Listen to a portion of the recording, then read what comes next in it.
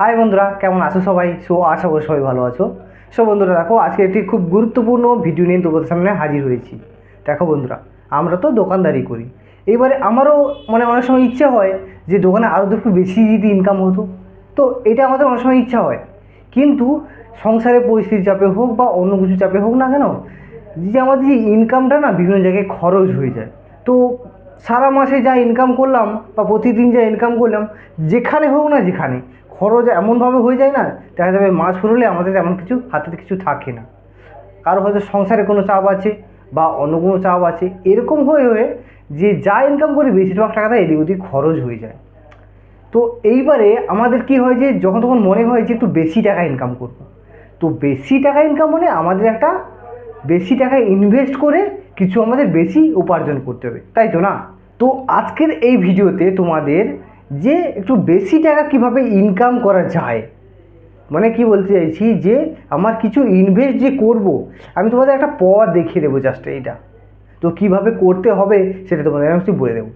আমাদের দোকানে একটা মোটামুটি কত ইনকাম হয় দেখা যাবে, 400-500 টাকা বা 500-600 টাকা ইনকাম হয়। তো প্রতিদিন একটা ছোটো স্বাভাবিক দোকানের কথা বলছি, একটু বেশি যদি কিছু থাকে তাহলে বেশি টাকা ইনকাম হতে পারে।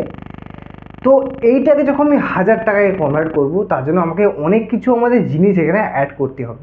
কী কী জিনিসের উপর তোমাদের ওখানে চাহিদা আছে কাস্টমারের, সেইটা সবার প্রথমে তোমাদের ফলো করতে হবে। ফলো করে দেখতে হবে যে এই জিনিসটা রাখলে কাস্টমার বেশি গ্রহণ করছে। আমি তোমাদের একটা এক্সাম্পল দিচ্ছি। দেখো, ধরছি তোমার দোকানটা জেরক্স দোকান। তো এই দোকানে দেখা তোমাদের স্কুল স্টেশনারি জিনিস রাখলে তোমাদের বিক্রি হচ্ছে। সেটাও হতে পারে, আরও হতে পারে যে দেখা যাবে তোমার দোকানে কেউ টাকা ট্রান্সফার করার চেষ্টা করে, সেখানে তোমার ইনকাম হতে পারে। এইবারে তোমার মার্কেটে যে সেটা কীটার অভাব আছে সেটা তোমাকে রিয়েলাইজ করতে হবে। তো এইগুলো বাদ দিয়েও আরও অনেক কিছু জিনিস হতে পারে যে তুমি একটা জিনিসটা ফলো করবে, মানে লক্ষ্য করবে যে আমার দোকানে এই জিনিসটা থাকলে মনে হয় বেশি ইনকাম হতো। এই জিনিসটা কিন্তু অভাব হচ্ছে, এই মার্কেটে অভাব হচ্ছে এবং আশেপাশে অভাব হচ্ছে। তোমার দোকানে তুমি অ্যাড করে দোকানটা চালাও, দেখবে একটু বেশি প্রফিট পাবে। এটা তো একটা ব্যাপার। কিন্তু ব্যাপারটা হলো যে আমার টাকাটা কোথায়? সারা মাসে যা ইনকাম করি এখানে সেখানে দিতে দিতে সব টাকা খরচ হয়ে যায়। তাহলে কী করে ব্যবসাটা কী করে বাড়াবো? দুটো রাস্তা আছে। একটা রাস্তা হলো লোন নিতে হবে, দ্বিতীয় রাস্তা আছে আমাদের সেভিংস করতে হবে।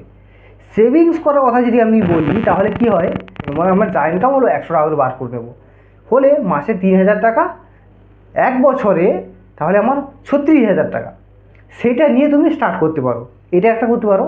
তাহলে আমাকে কোনো জিনিস যদি আমি অ্যাড করতে চাই, আমাকে 1 বছর ওয়েট করতে হবে, তারপরে আমাকে ব্যবসায় করতে হবে। সেটা আগে ইনভেস্ট করে আমাদের ব্যবসা বাড়াতে হবে। আর একটা হয় যে 36,000 টাকা তুমি কোথা থেকে একটা লোন নিয়ে নাও। তুমি প্রতিদিন 100 টাকা করে যা ইনকাম করবে না 100 টাকা করে আলাদা করে দেবে সেটাকে শোধ দেওয়ার জন্য। এটা করবে।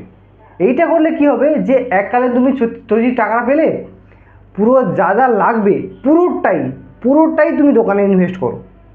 মানে যদি 40,000 টাকা তুমি যদি কারোর সাথে লোন নাও, 40,000 টাকাই দোকান তুমি ইনভেস্ট করো।